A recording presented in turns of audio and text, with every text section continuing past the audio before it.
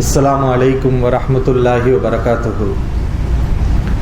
इन्नल हम्दुलिल्लाह नहमदुहु व नस्तईनुहु व नस्तगफिरुहु व नऊज़ु बिल्लाहि मिन शुरूरि अनफुसिना व मिन सय्यिआति अमालिना।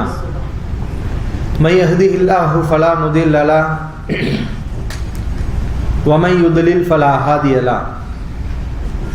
व अशहदु अन ला इलाहा इल्लल्लाहु वहदहु ला शरीका लहु व अशहदु अन्न मुहम्मदन अब्दुहु व रसूलुहु। अम्मा बाद। या अय्युहन्नास इत्तक़ू रब्बकुमुल्लज़ी खलक़कुम मिन नफ्सिन वाहिदा व खलक़ मिन्हा ज़ौजहा व बस्स मिन्हुमा रिजालन कसीरन व निसाअ वत्तक़ुल्लाहल्लज़ी तसाअलून बिही वल अर्हाम इन्नल्लाह कान अलैकुम रक़ीबा। इन्न अस्दक़ल हदीस किताबुल्लाह व अहसनल हदी हदी मुहम्मदिन सल्लल्लाहु अलैहि वसल्लम व शर्रल उमूरि मुहदसातुहा व कुल्ल मुहदसतिन बिदअ व कुल्ल बिदअतिन दलालह व कुल्ल दलालतिन फिन्नार। பேரன்பிற்கும் பெருமதிப்பிற்கும் உரிய எல்லாம் வல்ல அல்லாஹ்வின் நல்லடியார்களே, வல்ல ரஹ்மானின் வற்றா பெருங்கருணை நம் உயிரிலும் மேலான இறை தூதர் முஹம்மது நபி ஸல்லல்லாஹு அலைஹி வஸல்லம் அவர்கள் மீதும் அவர்களுடைய அன்பு தோழர்கள் தோழியர்கள் அல்லாஹ்வுடைய இந்த மார்க்கத்தை நம்பிய அனைத்து மூமினான ஆண் பெண்கள் அனைவரின் மீதும் என்றென்றும் உண்டாகட்டுமாக. எல்லாம் வல்ல அல்லாஹ்வின் நல்லடியார்களே, இன்று நாம் தேர்வு செய்திருக்கக்கூடிய தலைப்பு நபித்தோழர்களுக்கு எதிரான ஆணவ அவதூறுகளுக்கு பதில் என்ற தலைப்பை நாம் தேர்வு செய்திருக்கிறோம். அன்பான சகோதரர்களே, அல்லாஹ்வின் நல்லடியார்களே, அல்லாஹ் ரப்புல் ஆலமீன் அவனுடைய இந்த மார்க்கத்தை கியாமத் நாள் வரைக்கும் பாதுகாப்பதாக வாக்குறுதி அளித்திருக்கிறான்.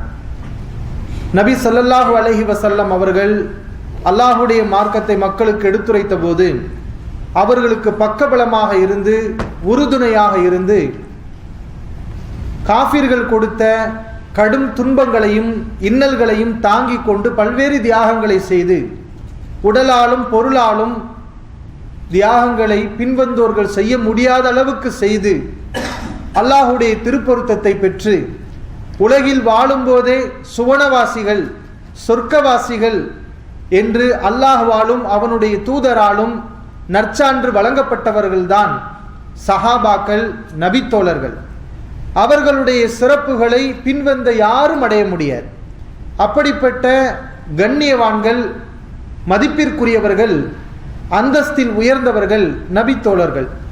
அந்த சிறப்புகளை எல்லாம் விரிவாக பல மணி நேரங்கள் பேசலாம். அந்த சிறப்புகளை விளக்குவது நம்முடைய நோக்கம் அல்ல. இப்படிப்பட்ட கண்ணியவான்கள் மீது இன்றைக்கு ஒரு சிலர், அது யார் என்று உங்களுக்கெல்லாம் தெரியும், பெயர் சொல்லித்தான் நீங்கள் அறிய வேண்டும் என்ற அவசியம் இல்லை.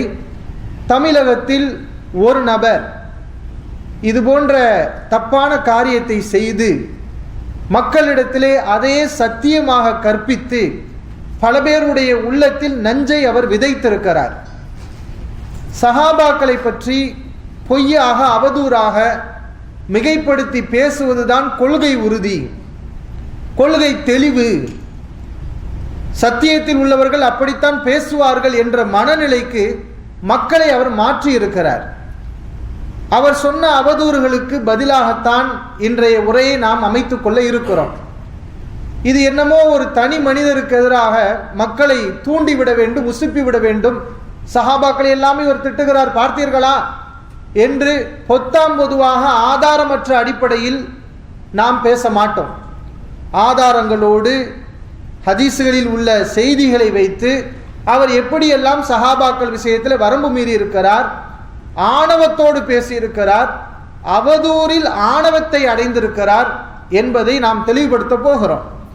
அன்பான சகோதரர்களே, அல்லாஹ்வின் நல்லடியார்களே, அல்லாஹ் திருமறை குர்ஆனிலே குறிப்பிடுகிறான், இன்னல்லதீன யுஹிப்பூன அன் தஷியல் ஃபாஹிஷத்து ஃபில்லதீன ஆமனு. ஈமான் கொண்டவர்கள் விஷயத்திலே மானக்கேடு பரவ வேண்டும் என்று யாரெல்லாம் விரும்புகிறார்களோ, ஈமான் கொண்டவர்கள் விஷயத்திலே மானக்கேடு பரவ வேண்டும், அவர்களை தீமையான கெட்ட தோற்றத்தில் சித்தரிக்க வேண்டும், அவர்களை பற்றி தவறான செய்திகளை எல்லாம் பரப்ப வேண்டும் என்று யார் நினைக்கிறார்களோ லஹும் அதாபுன் அலீம் ஃபித் துன்யா வல் ஆஹிரா, அவர்களுக்கு இவ்வுலகிலும் மறுமையிலும் கடுமையான தண்டனை உண்டு என்று அல்லாஹ் ரப்புல் ஆலமீன் எச்சரிக்கிறான். பொதுவாக மூமின்கள் யாராக இருந்தாலும் அவங்களை பற்றி அவதூறு பேசக்கூடாது, அவர்களிடத்தில் உள்ள தவறுகளை மிகைப்படுத்தி பேசக்கூடாது. தவறுகள் வந்தால் கூட அதை மறைத்து பேசி அவருடைய கண்ணியத்தை பாதுகாக்க வேண்டும் என்று சொல்லக்கூடிய மார்க்கத்தில் நாம் இருக்கிறோம். பொதுவாக எல்லா மூமின் விஷயத்தில் இந்த ஒழுங்குமுறையை கடைபிடிக்க வேண்டும் என்றால் சஹாபாக்கள் விஷயத்தில் இன்னும் அதிகமாக இதை கடைபிடிக்கணும்.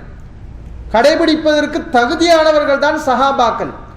அப்படிப்பட்டவர்கள் விஷயத்தில் ஒரு மனிதன் வரம்பு மீறினால் அந்த மனிதனிடத்தில் சிந்தனை கோளாறு இருக்கிறது, கொள்கை குழப்பம் இருக்கிறது, வழிகேடு இருக்கிறது, மூர்க்கத்தனம் இருக்கிறது என்பதற்கு அவருடைய வார்த்தைகளே அது ஆதாரம். அவருடைய அந்த சொற்களை சஹாபாக்கள் மீது வைக்கக்கூடிய அந்த குற்றச்சாட்டுகளே அவர் எப்படிப்பட்ட சிந்தனை உள்ளவர் என்பதற்குரிய ஆதாரங்கள். அதனாலதான் வழிகேடர்கள் எல்லார்ட்டும் இது வந்திருக்கும். வழிகேடர்கள் எல்லோரும் எடுத்து பார்த்தா சஹாபாக்களை நோண்டாமல் அவர்கள் இருந்தது கிடையாது. சஹாபாக்களை நோண்டுவார்கள், குத்துவார்கள், குடைவார்கள். அது போன்ற வேலையை இவரும் செய்வதை பார்க்கிறோம். அப்ப இந்த விஷயங்கள் நம்ம அவருக்கு சொல்றோம். எதுக்கு சொல்றோம்? அல்லாஹ்வை நீங்க பயந்துக்கோங்க. சஹீஹுல் புகாரில பதிவு செய்யப்பட்டிருக்கிறது, ரசூலுல்லாஹி ஸல்லல்லாஹு அலைஹி அவர்கள் சொல்கிறார்கள், மன் ஆதாலி வலியன் ஃபக்கத் ஆதன்துஹு பில் ஹர்ப், என்னுடைய நேசத்துக்குரியவனிடம் யாராவது போர் தொடுத்தால், சண்டையிட்டால் அவனிடம் நான் போரிடுவேன், நான் சண்டையிடுவேன் என்று அல்லாஹ் ரப்புல் ஆலமீன் சொல்வதாக நபி ஸல்லல்லாஹு அலைஹி அவர்கள் சொன்னார்கள். அல்லாஹ்வுடைய நேசத்துக்குரிய ஒரு மனிதரிடம் நாம் பகைத்தால், அவரை விரோதமாக பேசினால், அவரிடம் நாம் முரண்பட்டால், மோதினால், அல்லாஹ் நம்மோடு மோதுகிறான், அல்லாஹ்விடத்தில் சண்டையிடுவதற்கு சமமானது என்று அல்லாஹ் சொல்வதாக ரசூலுல்லாஹி ஸல்லல்லாஹு அலைஹி அவர்கள் கூறினார்கள். பொதுவாக நல்ல மனிதர்களிடத்திலேயே நாம பிரச்சனை செய்வதற்கு பயப்படணும். அநியாயமாக அக்கிரமமாக பேசுவதற்கு நம்முடைய நாவு நடுங்க வேண்டும், நாவு கூசணும். சஹாபாக்கள் விஷயத்துல வாயை மூடிக்கிட்டு அமைதியா இருக்கணும், இன்னும் பேணுதலாக இருக்கணும். ஆனா இவருக்கு சஹாபாக்கள் விஷயத்துல என்ன ஆச்சுன்னு தெரியல, நாக்கில் நரம்பு இல்லாம, கொஞ்சம் கூட கூச்சம் இல்லாம கண்டபடி பேசிவிட்டு, நான் உண்மையைத்தான் பேசினேன், இருப்பதைத்தான் பேசினேன், இப்படி பேசுவதுதான் கொள்கை உறுதி என்றெல்லாம் சொல்லி மக்களை வழிகேட்டை நோக்கி அழைத்து கொண்டிருக்கிறார். மக்களையும் அப்படி பேச வைத்திருக்கிறார், பேச பழக்கி விட்டார். ஆனால் இது நாள் வரை மக்கள் அப்படி பழகல. எப்படி? சஹாபாக்கள் விஷயத்துல இப்படி பேசி மக்கள் பழகவில்லை. மக்களை பழக்கக்கூடிய ஒரு வேளையில் அவள் இறங்கி இருக்கிறார். இப்ப அந்த விஷயங்கள் என்னென்னங்கிறத நீங்க ஒவ்வொன்றாக நம்ம பார்ப்போம். முதலாவது விஷயம் என்னன்னா, உமர் ரலியல்லாஹு அன்ஹு அவங்கள பத்தி நமக்கு நல்ல தெரியும். உமர் ரலியல்லாஹு அன்ஹு அவங்க எப்படிப்பட்டவங்க? அவங்களுடைய சிறப்புகளை எல்லாம் பல மணிக்கணக்கில் பேசிக்கொண்டே இருக்கலாம். குறிப்பாக குழப்பங்கள் என்றால் அந்த குழப்பங்களை வேரோடு வேரடி மண்ணோடு கிள்ளி எறியக்கூடியவர் தான் உமர் ரலியல்லாஹு அன்ஹு அவர்கள். அவர்களிடத்தில் அல்லாஹ் ஏற்படுத்தி ஒரு கராமத் என்று கூட சொல்லலாம்.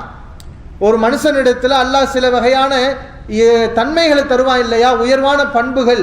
அப்படிப்பட்ட ஒரு பண்புகளுக்கு சொந்தக்காரர் தான் உமர் ரலியல்லாஹு அன்ஹு அவர்கள். குழப்பமா, ஃபித்னாவா, வழிகேடா, அதை ஒழிப்பதில் முன்னோடியாக இருப்பார்கள். மற்றவர்களை விட அதுக்காக கோபப்படுவார்கள், ரோசப்படுவார்கள். இது உமர் ரலியல்லாஹு அன்ஹுடைய பண்பு. நபி அவர்கள் சொன்னார்கள், இன்ன ஷைத்தான ல யகாஃபு மின்க யா உமர். உமரை ஷைத்தான் உன்னை பார்த்து பயப்படுறான். உமர் ரலியல்லாஹு அன்ஹுவை பார்த்து பயப்படுறவன் யாரா இருப்பான்? ஷைத்தான் பயப்படுவான். அது மாதிரி பல்வேறு சந்தர்ப்பங்கள்ல நபி ஸல்லல்லாஹு அலைஹி வஸல்லம் அவர்கள் கூட அனுமதிக்கப்பட்ட நிலை என்பதால், சூழ்நிலை என்பதால் அங்கே மௌனம் காத்தார்கள். ஆனா அந்த இடங்கள்ல கூட உமர் ரலியல்லாஹு அன்ஹு அவர்கள் கோபப்பட்டு அதையும் கண்டிப்பார்கள். ஒரு சின்ன அனுமதிக்கப்பட்ட விஷயமா இருந்தா கூட அது மார்க்கத்தில் சிறந்ததில்லை, ஒரு வரவேற்க தகுந்த ஒரு விஷயம் இல்லை என்றால் அதையும் எதிர்க்கக்கூடியவர்களாக, அதுக்காக கோபப்படக்கூடியவர்களாகத்தான் உமர் ரலியல்லாஹு அன்ஹு அவர்கள் இருந்தார்கள். அவருடைய வாழ்க்கையில பல்வேறு கட்டங்களில் நீங்க பார்க்கலாம். ஒரு முறை ரசூலுல்லாஹி ஸல்லல்லாஹு அலைஹி வஸல்லம் அவர்களிடத்துல குறைசி பெண்கள் சப்தத்தை உயர்த்தி பேசிக் கொண்டிருக்கிறார்கள். நபி ஸல்லல்லாஹு அலைஹி வஸல்லம் இடத்துல வாதாடி கொண்டிருக்கிறார்கள். அது கண்டுகொள்ளாமல் விடப்பட வேண்டிய விஷயம் என்பதால் நபி அவர்கள் அதை பத்தி பேசல, அமைதியா இருக்கிறாங்க. எத்தனையோ சஹாபாக்கள் வர்றாங்க. அப்பெல்லாம் அந்த பெண்கள் அப்படித்தான் நடந்து கொண்டு இருக்கிறார்கள். உமர் ரலியல்லாஹு அன்ஹு அவர்கள் வருகிறார்கள் என்ற செய்தி கேட்டோனையுமே அதுவரைக்கும் சப்தம் உயர்த்தி பேசி கொண்டிருந்தவங்க எல்லா வாயை மூடி கப்சிப்னு ஆயாச்சு. அது வரைக்கும் ஒரே கூச்சலும் குழப்பமாக கிடந்துச்சு. உமர் ரலியல்லாஹு அன்ஹு வந்தோனையுமே ஒரு சப்தத்தையும் காணா. நபி ஸல்லல்லாஹு அலைஹி வஸல்லம் தான் புகாரில் வரக்கூடிய செய்தி. நபி ஸல்லல்லாஹு அலைஹி வஸல்லம் சொன்னாங்க, சிரிச்சாங்க. அல்லாஹ்வின் தூதரே, ஏன் நீங்க சிரிக்கிறீங்க? அல்லாஹ் உங்களுடைய பல்லை எப்போதும் சிரிக்க வைப்பானாக. உமரே, நீங்க வர்றதுக்கு முன்னாடி இங்க இருந்த நிலை வேற, நீங்க வந்தோட சூழ்நிலையே மாறி போச்சு. சப்தமெல்லாம் இல்லாம சப்த நாடிகள் அடங்கி போய்விட்டது. அப்பதான் உமர் ரலியல்லாஹு அவங்க சொன்னாங்க அந்த பெண்களை பார்த்து, தங்களுக்கு தாங்களே எதிரிகளாக இருப்பவர்களே, எனக்கு பயப்படுறீங்க, ரசூலுல்லாஹ்வுக்கு நீங்க பயப்பட வேண்டாமா? உமர் ரலியல்லாஹு அவங்க சொன்னாங்க. அப்ப அந்த பெண்கள் சொன்னாங்க, ரசூல் ஸல்லல்லாஹு அலைஹி வஸல்லம் சாஃப்டான டைப்பு, நீங்க ரசூலுல்லாஹி ஸல்லல்லாஹு அலைஹி வஸல்லம் விட கடுமையானவர், கோபக்காரர். சில விஷயங்கள் உமர் ரலியல்லாஹு அப்படிதான் இருந்தாங்க. அப்ப இதை கேட்கும்போது உமர் ரலியல்லாஹு ஒரு சங்கடம் வருமா இல்லையா? என்னடா நம்ம ரசூல் ஸல்லல்லாஹு அலைஹி வஸல்லம் கூட கெட்ட குணத்தில் இருக்கிறோமா அப்படிங்கிற மாதிரி ஒரு எண்ணம் வந்துவிடக்கூடாதுங்கிறனால நபி ஸல்லல்லாஹு அலைஹி வஸல்லம் உமர் ரலியல்லாஹு சிறப்பிச்சு சொல்றாங்க. பெண்கள் உமர் ரலியல்லாஹு தாழ்த்தி பேசுறாங்க, நீ கோபக்காரரு, முரடரு அப்படிங்கிறாங்க. ஆனா ரசூலுல்லாஹி ஸல்லல்லாஹு அலைஹி வஸல்லம் இது உமர் ரலியல்லாஹுடைய ப்ளஸ் பாயிண்ட், அது சிறப்பான ஒரு அம்சம். உமர் ரலியல்லாஹு வசதி சொன்னாங்க, உமரே, அல்லாஹ் மேல சத்தியமாக, மா லக்கையக ஷைத்தானு ஃபஜ்ஜன் இல்லா சலக கைர ஃபஜ்ஜிக, ஷைத்தான் நீங்க போற ஒரு பாதையில வந்தான்னா உங்களை பார்த்துட்டான்னு வைங்களேன், அவன் பாதையவே மாத்திடுவான், அவன் ரூட்டையே மாத்திடுவான். நீங்க வர்ற வழியை விட்டுட்டு வேற வழி, அந்த பக்கம் உமர் வர்றார், ஷைத்தான் உங்களை பார்த்து அரண்டு ஓடுவான். நீங்க யாரு? உமர் ரலியல்லாஹு அவங்க யாருன்னா, ஷைத்தான் பார்த்து அரண்டு ஓடுவான், இப்லீஸ் அரண்டு ஓடுவான். நம்ம கிட்டலாம் ஷைத்தான் வருவான், வந்து ஆதிக்கம் பண்ணுவான். ஆனா ஷைத்தான் ஓடிய நபர் தான் யாரு? உமர் ரலியல்லாஹு அன்ஹு அவர்கள். ஒரு பெண்மணி ரசூலுல்லாஹி ஸல்லல்லாஹு அலைஹி வஸல்லம் வர்றாங்க, அல்லாஹ்வின் தூதரே, இந்த போருக்கு நீங்க நல்லபடியா போய் திரும்பிட்டீங்கன்னா உங்களுக்கு முன்னாடி கொட்டடிச்சு பாட்டு பாடணும்னு நான் நேர்ச்சை பண்ணியிருக்கிறேன். என்னது கொட்டடிச்சு பாட்டு? அது மார்க்கத்தில் ஹராம் கிடையாது, அனுமதிக்கப்பட்டிருக்கு. அவ்வளவுதான். எப்பயாவது ஒன்று ரெண்டு கட்டங்கள்ல செஞ்சுக்கலாம், அதிலேயே மூழ்கி இருந்தால் அது ஹராமா போயிடும். அந்த மாதிரி ஒரு விஷயம் நபி ஸல்லல்லாஹு அலைஹி வஸல்லம் நேர்ச்சை பண்ணியிருக்கியா? நேர்ச்சை பண்ணியிருந்தா நிறைவேற்று, இல்லைன்னா அதை செய்யாதன்னு சொன்னாங்க. நபி ஸல்லல்லாஹு அலைஹி வஸல்லம் நல்லபடியா போருக்கு போயிட்டு திரும்பி வந்தோனையுமே அந்த பெண்மணி கொட்டடிச்சு பாட்டும் பாடிக்கிட்டு இருக்கிறாங்க. நபி ஸல்லல்லாஹு அலைஹி வஸல்லம் இருக்கிறாங்க, அதை செய்யறாங்க. அபூபக்கர் ரலியல்லாஹு அன்ஹு வர்றாங்க, அப்பயும் அந்த பெண்மணி அதே காரியத்தை செஞ்சுக்கிட்டு இருக்கிறாங்க. உஸ்மான் ரலியல்லாஹு அன்ஹு வந்தாங்க, அலி ரலியல்லாஹு அன்ஹு வந்தாங்க, பல்வேறு சஹாபாக்கள் வந்தாங்க. அப்பெல்லாம் அதை செஞ்சுக்கிட்டே இருந்தாங்க. உமர் ரலியல்லாஹு அன்ஹு வந்தாங்களா, கொட்டை தூக்கி போட்டு கீழே வச்சு மேலே ஏறி உட்காந்துட்டாங்க. ஆஹா, இவருக்கு முன்னாடி அடிச்சா நம்ம அடி வாங்கணும். அப்போ பயம். ரசூலுல்லாஹி ஸல்லல்லாஹு அலைஹி வஸல்லம் அப்பையும் சொன்னாங்க, உமரே, ஷைத்தான் அவனை பார்த்து பயப்படுறான் அப்படின்ட்டு சொன்னாங்க. அப்போ இந்த மாதிரி நிகழ்வுகள் நான் ஒன்று ரெண்டு தான் சொல்லியிருக்கிறேன். இது மாதிரி நிகழ்வுகள் நிறைய இருக்கு சகோதரர்களே. அப்படிப்பட்ட ஒரு சஹாபிய, அந்த தனி நபர் இருக்காரே, அவர் பேர் சொல்ல தேவையில்லை, உங்களுக்கு எல்லாம் தெரியும். அவர் என்ன பண்றாரு தெரியுமா? உமர் ரலியல்லாஹு அன்ஹு கொள்கை குழப்பம் பண்ணாராம்.